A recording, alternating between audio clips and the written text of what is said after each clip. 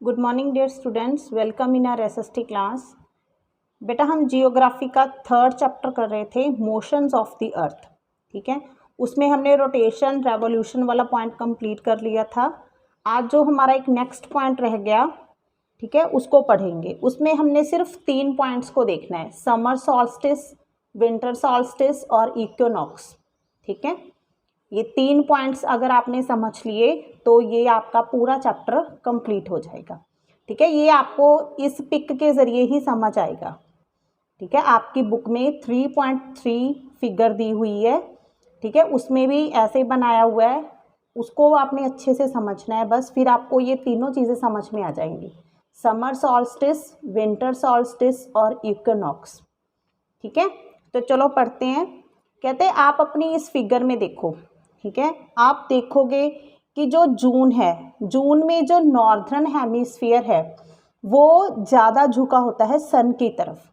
ठीक है, सबसे पहले बेटा मैं आपको तीनों का मीनिंग समझाती हूँ। समर सॉल्स्टिस होता है ग्रीष्म संक्रांति, मतलब जब बहुत ज़्यादा गर्मी पड़ती है। समर सॉल्स्टिस का मीनिंग क्या होता है कि जब जो सूर्य, जो धरती होती है उसका ज़्यादा झुकाव सन की तरफ होता है। अगर वो ज़्यादा सन की तरफ झुकेगी तो सूर्य की किरणें ज़्यादा पड़ेंगी धरती पर। ठीक है, तो वहाँ पे गर्मी ज़्यादा होगी, तो वो हो जाएगा समर सॉल्स्टिस। लेकिन जब जो हिस्सा अर्थ का सूर्य से परे होता है, ठीक है, विंटर सॉल्स्टिस कहाँ पे होता है? जब जो हिस्सा, जो हेमिस्फीयर धरती का सूर्य से परे हो गया, वहाँ क्या हो जाता है? Winter solstice. और इक्विनॉक्स क्या होता है? जब दोनों हेमिस्फीयर, ठीक है, दोनों पे सूर्य की किरणें समान रूप से पड़े, ठीक है, तब मतलब बराबर हो दोनों का झुकाव, तो होता है इक्विनॉक्स। ठीक है, तो चलो देखते हैं इसको। हाँ जी, ये देखिए आपकी बुक में भी इसी प्रकार पिक बनाई हुई है। यहाँ पे दिखाया गया है कि सूर्य है, सेंटर में क्या है? सूर्य। ठीक है, सूर्य के इर्द गिर्द धरती क्या लगा रही है? चक्कर लगा रही है। और जो हमारा यहाँ पे, ठीक है, ये वाला जो हेमिस्फीयर है ये सूर्य की तरफ झुका हुआ है। ठीक है, तो सूर्य की किरणें यहाँ पे पड़ रही हैं, तो ये हो गया समर होगी नॉर्थर्न हेमिस्फीयर में। ठीक है, तो यहाँ पे क्या हो गया? Summer solstice. ठीक है, जहाँ पे नहीं पड़ रही वो हो गया विंटर सॉल्स्टिस। और यहाँ पे देखो, यहाँ पे दोनों समान है ना, कोई शेड चेंज नहीं किया, एक जैसा ही है, तो यहाँ पे बराबर मात्रा में पड़ती हैं सूर्य की किरणें, तो ये हो जाता है इक्विनॉक्स। ठीक है, तो ये ऐसे इधर है। अब नॉर्दर्न हेमिस्फीयर में विंटर चल रही है, पहले उधर समर थी। ठीक है, सॉल्स्टिस का मीनिंग होता है कि पूरे साल में ये 2 बार होता है, लेकिन एक हेमिस्फीयर में एक ही बार होता है। जैसे नॉर्दर्न हेमिस्फीयर में एक बार गर्मी पड़ गई तो एक बार सर्दी, लेकिन चेंज कैसे होता है? साल में 2 बार। ठीक है, 2 बार ये जो झुकाव है धरती का सूर्य की तरफ वो चेंज होता है। हाँ जी बेटा, अब मैं आपको सारा आपकी जो बुक में दिया हुआ है वो सुना रही हूँ कि जो आप देखोगे, कहते हैं 21 जून नॉर्थर्न हेमिस्फीयर जो है वो ज़्यादा झुका होता है सन की तरफ। ठीक है, तो जो सन की किरणें हैं वो डायरेक्टली पड़ती हैं ट्रॉपिक ऑफ कैंसर पे। इससे क्या होता है, जो एरियाज़ हैं वो ज़्यादा हीट रिसीव करते हैं, और जो पोल्स के नज़दीक एरियाज़ होते हैं वो लेस हीट रिसीव करते हैं।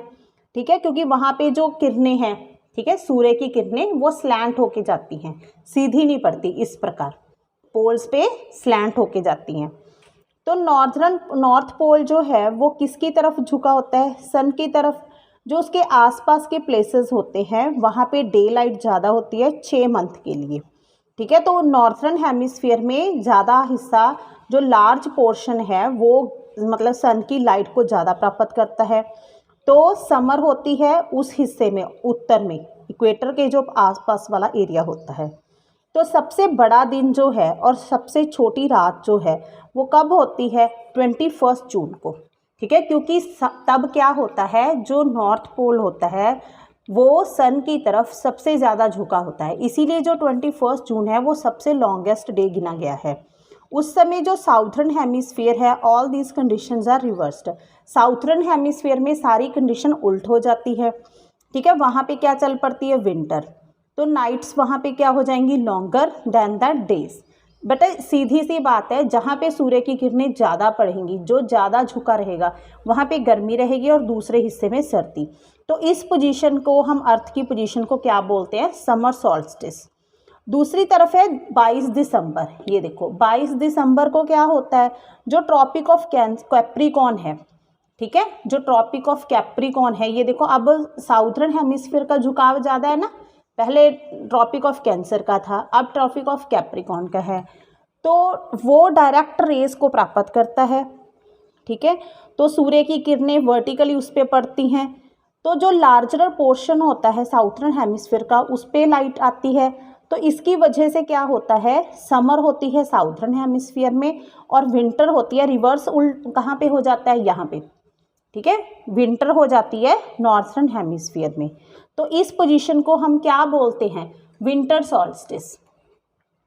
कहते हैं आपको पता है जो क्रिसमस है वो celebrated in Australia in the summer season, ठीक है, समर सीजन में मनाई जाती है वहाँ पे क्रिसमस। अब 21 मार्च, ये देखो 21 मार्च को और 23 सितंबर को, तब जो रेज हैं सूर्य की वो बराबर पड़ती हैं, ठीक है, ना तो कोई भी पोल जो है वो सूर्य की तरफ झुका नहीं होता, ठीक है। तो सारी धरती पे इक्वल डेज होते हैं और इक्वल नाइट्स होती हैं, इसीलिए इसको इक्विनॉक्स बोलते हैं, ठीक है। तब कोई भी पोल का झुकाव ज़्यादा नहीं होता सन की तरफ, तो इसको क्या बोलते हैं, इक्विनॉक्स। 23 सितंबर को क्या होता है, नॉर्थर्न हेमिस्फीयर में ऑटम सीजन होता है और स्प्रिंग सीजन होता है साउथर्न हेमिस्फीयर में, ठीक है। तो इसी प्रकार अपोजिट हो जाता है 21 मार्च को, ठीक है। तो when it is spring in the northern hemisphere और autumn in the southern hemisphere. तो बेटा आपने अब देखा कि किस प्रकार धरती की पोजीशन बदलने से, ठीक है, सीजन्स बदल जाते हैं, डेज और नाइट बदल जाते हैं, क्योंकि धरती की कौन सी मूवमेंट्स चलती रहती है, रोटेशन और रेवोल्यूशन। रोटेशन और रेवोल्यूशन से ही दिन और रात बनते रहते हैं और रेवोल्यूशन से क्या बनते रहते हैं, सीजन्स, ठीक है। तो ये चैप्टर आपका कंप्लीट हो गया, आपने इसको अच्छे से पढ़ना है और इसका बुक वर्क एक बार करके देखना है, फिर आपको PDF आ जाएगा। ओके बेटा, till then have a nice day.